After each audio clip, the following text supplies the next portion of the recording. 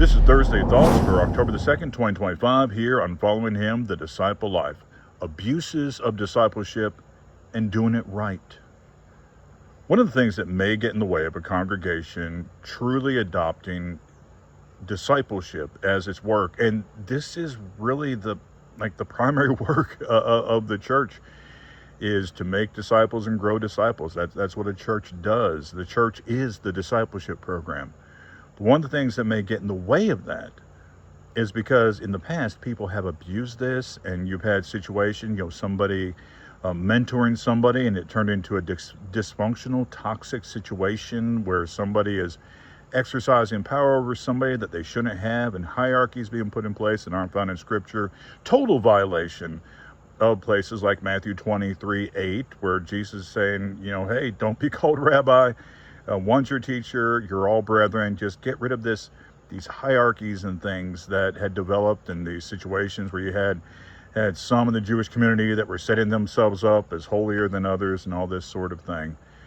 And you have had those that would take something like discipleship. It's like, we're just discipling them. And all of a sudden they're manipulating them, they're using them, they're abusing their blessing. 'Cause it is a blessing to be able to disciple someone and teach someone, but they abuse that, as people do with any situation where there's potential for power. Matthew 23:23. You have Jesus rebuking the scribes and the Pharisees because they were tithing of mint, anise, and cumin, and neglecting the weightier matters of the law, justice and mercy and faith. He doesn't actually rebuke them for their tithing.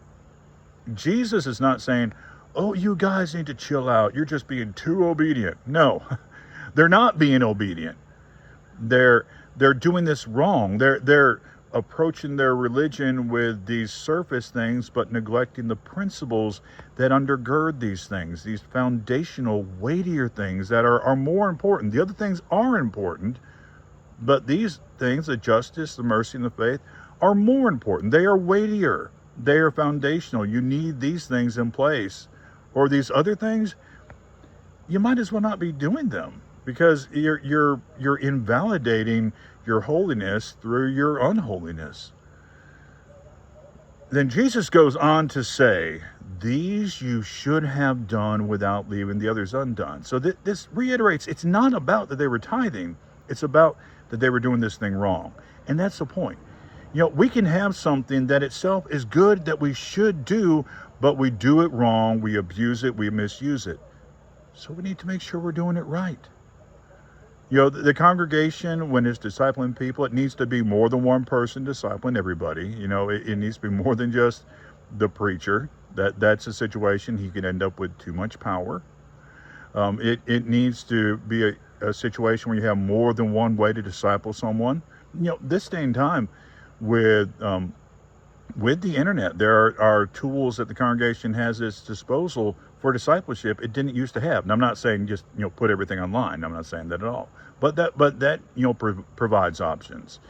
Make sure these new converts have more than just somebody working with them. And by the way, I do think when possible, it's good for somebody.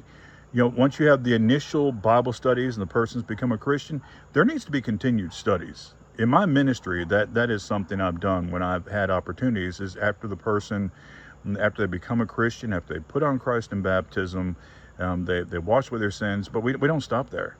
It's like, man, you've risen from these waters to walk in newness of life, so let's begin to talk about this newness of life. Let's learn more about Jesus. Let's learn more what it means to be a Christian. So we should be doing all that. But a Bible class program where they'll be around other teachers, other subjects, other things. Like we need to do what we can to expand our discipleship in various ways. And that will actually diminish to a degree. We have to be vigilant. We have to, when we see a situation, say, hey, this is a problem. But that will diminish to a degree the potential for abuse, because you'll have that one person that's like their only input. Basically, main point, and there are other ways we could combat this, but just because it's been done wrong doesn't mean there isn't a way to do it right. So there's abuses of discipleship, and then there's there's doing it right. So let's make sure we're doing it right.